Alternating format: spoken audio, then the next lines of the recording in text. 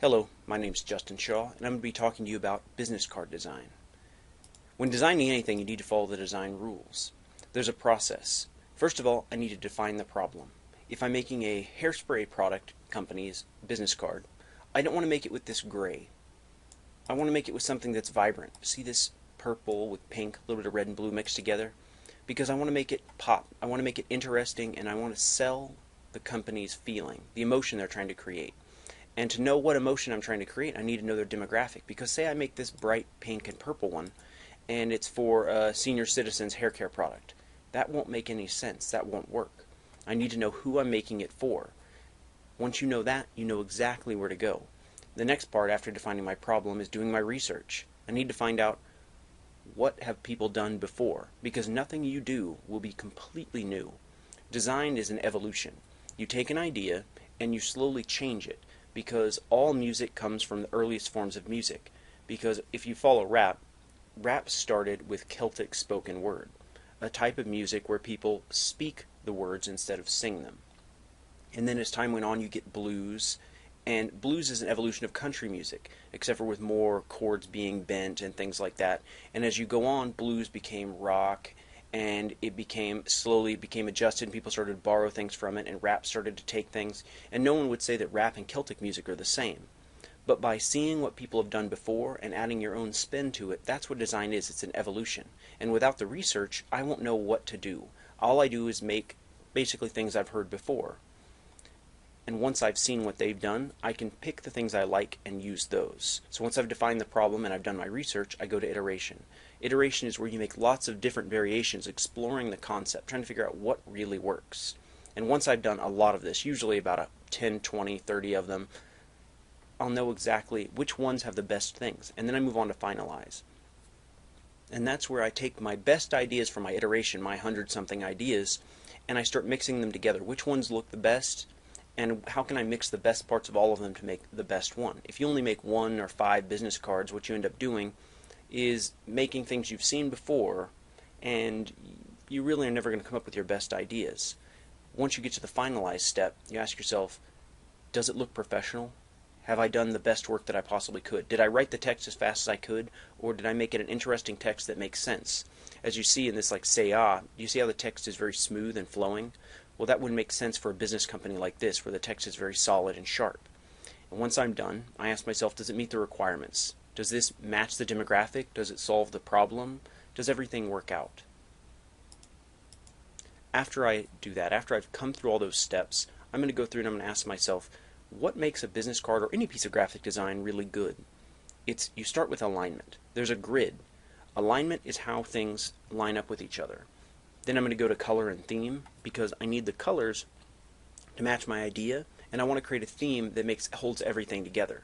And then my font choice. I want to pick fonts that are easy to read, like the one here, and I want to make sure that they're evenly spaced. See the spacing between the letters? I'm going to go in and I'm going to show you this business card is very straightforward. It's a very good looking business card, got great type, everything. But watch, it was built on a grid. If I turn this on, now if I look at this, each one of these sections means something. The red is called the bleed zone. Do you see how nothing goes after the bleed zone? Everything goes past it. Do you see how the white of this goes past it, the black of this goes past it, the red of this goes past it, but none of the information does?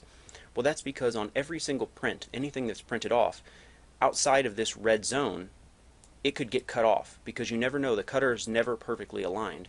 And so you want to make sure that it goes over the edge, all the colors, but nothing that people want to see. Then I've got my safe zone. That's this green grid, the box that goes around it. And what I want to do is I want to keep a lot of my information in that area, because that makes everything feel nice, because it's not touching up against the edge. I want to give myself area. See as these logos stay away from the edge? And then I've got my grid, which is just a division of this thing that everything sits on. Do you see how everything touches the grid? It all follows it, evenly laid out. Go to the next piece. When I'm picking colors, I like to pick from really good photographs, because if it looks good, you see this is a beautiful photograph. And say I'm trying to do some form of ice cream or anything like that, I'm going to pick a picture like this, because look, I've got this nice set of, I've got a light blue, I've got a dark blue, I've got a light color, and I've got these nice browns from the rocks. Well, the thing is, this white color may be my background. I'm going to use this as my type color, this is my header, things like that, because I want all my colors to match. And in this scene, instead of just guessing my colors like blue and green and red, I know this scene is all being hit with the same light, and so I know that they're all going to look good. Same with this scene. Do you see how I've got nice colors? And I don't need 10 colors. I only need about 4. Because 4, I need a light color for my background, usually 2 lights, and 2 darks. And that will give me a color scheme that really pulls everything together. The next part is whenever you're working, you want to work with boxes. You see how I've got words here, but they're inside a box. See how the box has a bleed, and this box has a bleed, and I've centered the pieces inside of the boxes? You don't always have to center it, but knowing that whatever you put, how do I put type on a grid? Well, I put it inside of a box, and then I'm going to just hide the boxes later. This makes it very easy to figure out where things should go, because it's easier to rearrange boxes than it is to rearrange type. I'm going to go in and I'm going to explain. If I've got this rectangular box and I want to figure out what shapes of objects I can put in it that look good, I'm going to show you that if I divide this box in half, and then I divide that box in half, and that box in half, and that box in half, and that box in half, and that box in half, then I know for a fact that all of these shapes, anywhere that I put them in here, will always look good, because they're a division of this same shape. I'm going to show you what that means.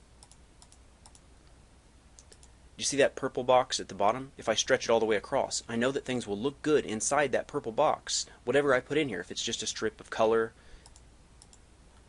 you see, if I stretch out the shapes from before, any one of them is going to look good. It's going to have a harmony because it's a stretch of the others. I want to talk to you about building the grid. Whenever you're building a grid, what I'm going to do is I've divided this thing into 1, 2, 3, 4 parts. Well, I know that these divisions are going to look good. Go in here, divide again. 1 second. As I start dividing, do you see I've evenly divided this into fifths? And I'm going to keep going. And I'm going to divide this. If I turn off these lines, do you see how I've divided this 1, 2, 3 fourths?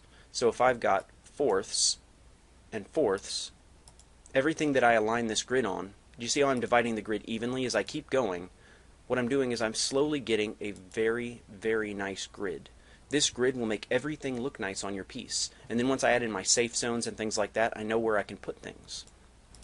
Okay, now I'm going to talk about adding in, building our own business cards. Once I've got started with a piece like this, usually I use Photoshop because it's the best way, but you can use this in pencil and paper and build your design, because building in pencil and paper can help a lot because it can speed things up.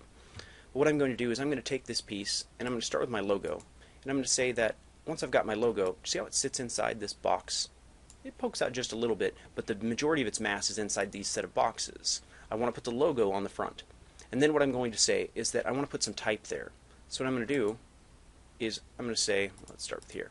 Do you see how the type is inside this set of boxes, but it's aligned on the top of this, and it touches this safety zone? I'm going to go in, I'm going to add some more. Here's more information that I need. I need to be able to contact them. And do you see how this type is sitting on this line? And this type is sitting on this line. And do you see how I borrowed the red from the horse? This is going to give me a much better set of color schemes. Now what I'm going to do is I'm going to go through and I'm going to add this little red bar at the bottom. And what this red bar is the division. If I divide this in half, and then I divide that in half, do you see how I get that red bar? Now what I'm going to do is a business card needs to have 2 sides. One side with the information that's required, and then I need to have a side that's got color, because I usually want it to sell on the other side. So what I'm going to do is I'm going to start with the red that I've taken from the horse so that they match. And I'm going to take, you see the sweep of this horse? I want to add what are called supporting elements. So what I'm going to do is I just took the sweep of this horse and I've recombined it, put it here, and I've placed these. And what I've done is create an element that reminds me of the main logo, and so that the back has a professional looking look. Everything is taken from everything else, everything is aligned. So whenever you're building a business card, you're going to have to do this a lot of times, but you need to keep in mind all of the rules of design. I hope this has helped you. I'm Justin Shaw. Thanks for watching.